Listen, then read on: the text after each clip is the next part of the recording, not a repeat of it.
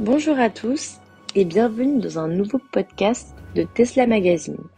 Aujourd'hui, nous allons vous présenter la nouvelle Peugeot 308 SW hybride que nous avons eu le plaisir d'essayer. Ainsi, je vais vous partager mon expérience ainsi que les nombreux atouts qu'elle possède, en espérant que cela vous permettra d'en savoir davantage sur les voitures électriques. N'hésitez pas à consulter notre site en ligne Tesla Magazine pour plus d'informations. Présentons d'abord le modèle. La troisième génération de Peugeot 308 rencontre un important succès depuis le début de l'année, comme son prédécesseur, la E208, qui rentrait dans le top 3 des voitures électriques les plus achetées en France. Ici, Peugeot a décidé de proposer un dérivé en break SW qui compte pour un tiers de ses ventes.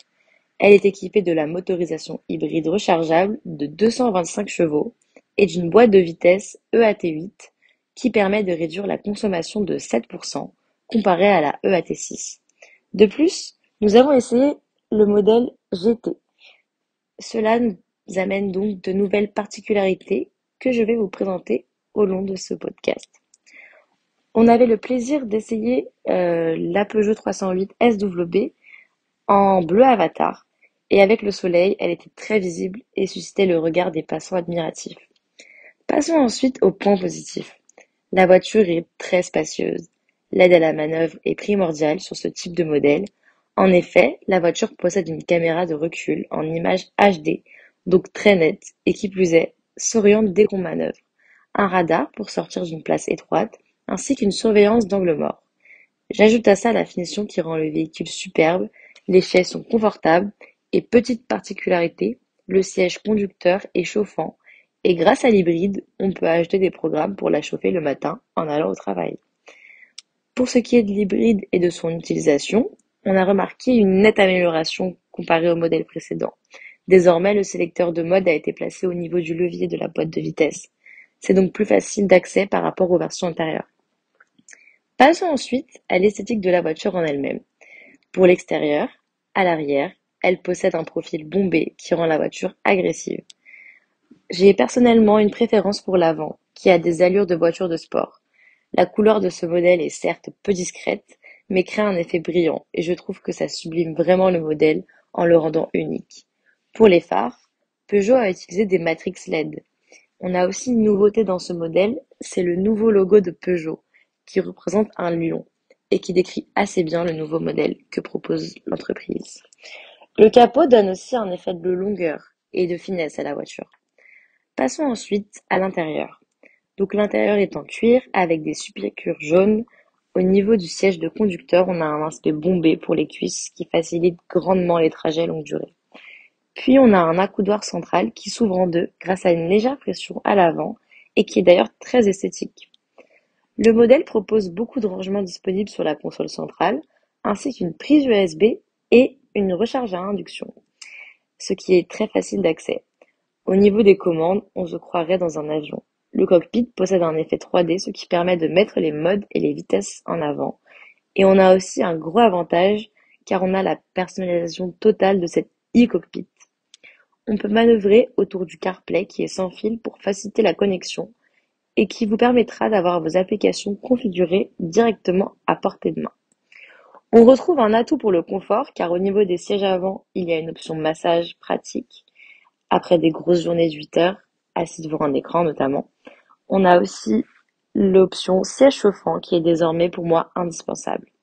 Pour le volant, les palettes sont désormais accrochées au volant, ce qui favorise grandement la conduite.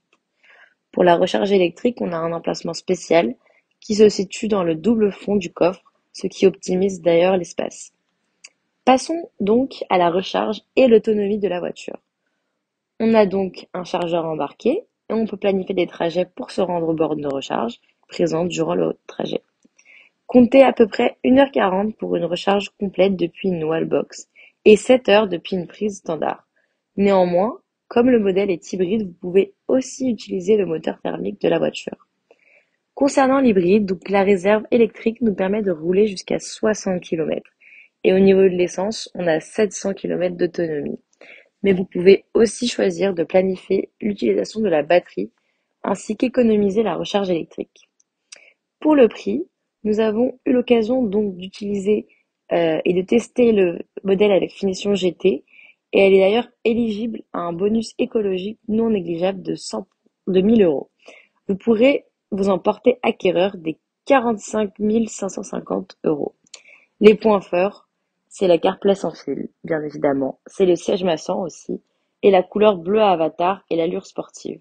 Les points faibles, c'est le freinage qui est assez sec, en mode hybride avec la voiture batterie à plat. Les passes arrière sont plutôt proches des sièges avant. Et malheureusement, les essuie-glaces, ils sont assez capricieux en mode automatique. Si vous recherchez notamment des modèles similaires, on peut vous proposer la Golf style hybride, 32 340 euros, qui est composée d'un moteur essence TSI de 1,4 litres, du module hybride avec moteur électrique et boîte de vitesse à double embrayage. La Mégane Estate Intense à 40 600 euros, qui est composée d'un moteur thermique 1,6 de 91 chevaux et un moteur électrique de 66 chevaux. Donc ces deux moteurs vont travailler seuls ou ensemble pour la traction. Ensuite, on aura un second moteur électrique de 34 chevaux qui va faire office de démarreur haute tension.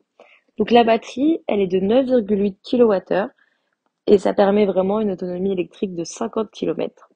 N'hésitez pas à rejoindre notre site internet et à regarder des podcasts similaires. Au revoir.